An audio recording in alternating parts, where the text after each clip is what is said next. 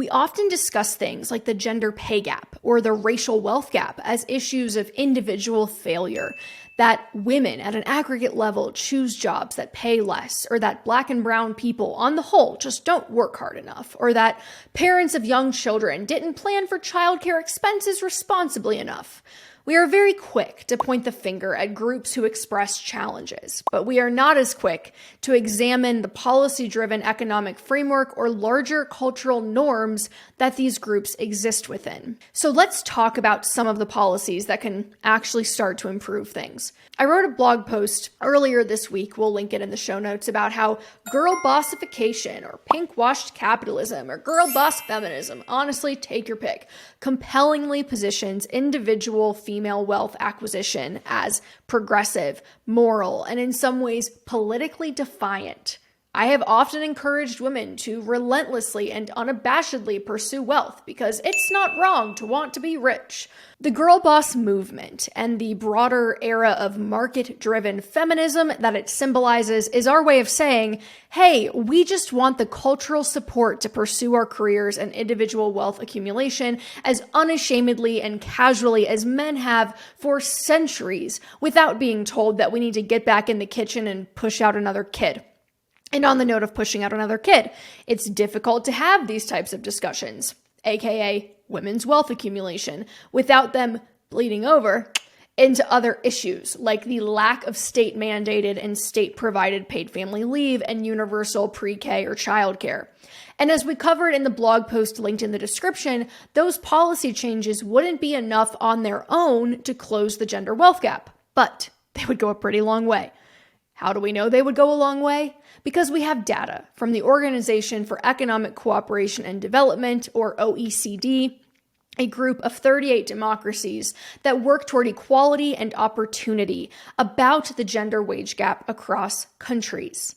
The gender wage gap is what you get when you compare the median earnings of men to the median earnings of women in a country. Now, some claim that it can be explained away by personal choice and preference, that women simply choose jobs that pay less, while others claim that women are accurately paid less because they are less productive or less valuable in the workforce than men are. And if you don't believe me that people actually think that, just get on Reddit or any Wall Street Journal comment section about the wage gap, and you will see the justifications that I'm talking about. The US stacks up pretty pitifully against other countries. 38 other countries have smaller gender wage gaps than the US, including several much smaller, much poorer countries like Slovenia, Bulgaria, Brazil, Chile. I could go on. Of course, the other predominantly white, predominantly rich countries like Finland, Sweden, Switzerland, France, Italy, the UK, Norway, again, I could go on, also have smaller wage gaps than the US. And what do all of these countries mentioned have in common? State-mandated, paid family leave, and in many cases, some form of subsidized or universal childcare. Now, I know I'm implying a causal relationship here, and there are notable outliers wherein a country has paid family leave, but a higher than the US incidence of wage disparity between men and women, like Japan. Japan offers more than 60 weeks of paid family leave. That's 15 months. But the median Japanese woman makes 22% less than the median Japanese man. Like I said, these policies alone are not enough to compensate for deeply entrenched cultural norms. But generally speaking, I think it's safe to say there is an observable correlation between countries that offer paid family leave and universal childcare and more egalitarian compensation between men and women in the workforce. And as Pew Research finds, of 41 countries studied, the US is the only country that lacks government-mandated paid family leave for new parents. AKA, we are the outlier. Recently, I saw my friend Trey Lockerbie, host of the Investors podcast, tweeting his frustrations that daycare costs $2,000 a month where he lives, but pickup time is at 3 p.m. He lamented, how do working parents make this work?